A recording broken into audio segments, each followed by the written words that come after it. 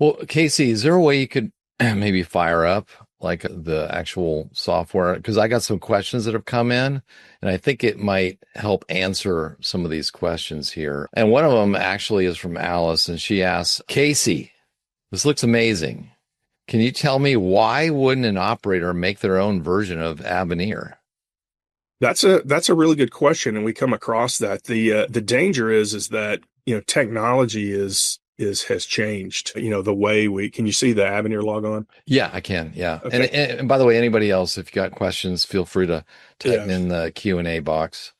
Well, Alice, they can. They all know exactly how to do it, but navigating through software can sometimes wind up in a, multiple years long process and with nothing to show for it. Sometimes operators will go find a consultant, a software consultant who doesn't understand their business to create them a solution that they never really wanted. And it's challenging. And what's unique about Avenir is we were an oil and gas company and we created the solution. So whether it's an attempt to create things through Spotfire and have somebody manage that, one way or another, they all can, but oftentimes it winds up being a solution they didn't want that took a lot longer and cost way too much. Yeah, Alice, another thing, because when we got into this too on the Clean Connect side, we're like, hey, I wonder if, these operators are going to have, I mean, they're huge companies, right? Multi-billion. Surely they're going to create their own, but not yet. In fact, to be honest with you, Alice, the some of the best customers we got are people that have attempted to do, well, in our case, the computer vision and things like that on their own and the AI stuff, and hit a wall or even hit a wall with another vendor. And then we come in and we solve the problem. So, and the reason why people who've attempted are great clients is that they've kind of gone through the process of figuring out what they really want.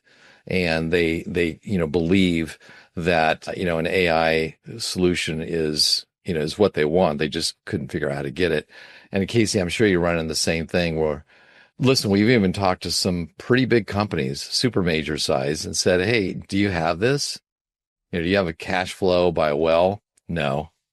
I kind of get some data over here and that's gathered maybe in Pi, and then I get some other data that comes through what's that BI tool, and then I get my expenses after the close of the month, but they don't come in by well, they come in by basin, right? So it's like, cash flow by well, no. I don't know. I mean, what have you seen, right? I mean, have you seen other people attempting to create their own or?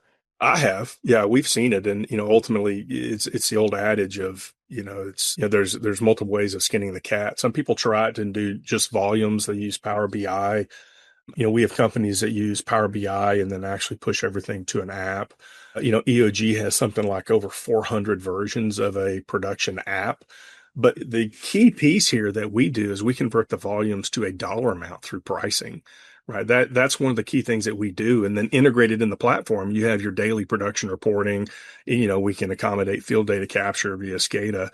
And it's essentially, for Alice and for a lot of people out there, if your company is doing a reserve report every year, you're getting exactly what Avenir is providing, with the exception that since we're continuously, it's a living, breathing database and we're continuously bringing in more data, it always is getting refined based on forward volumes, changing prices, changing expenses.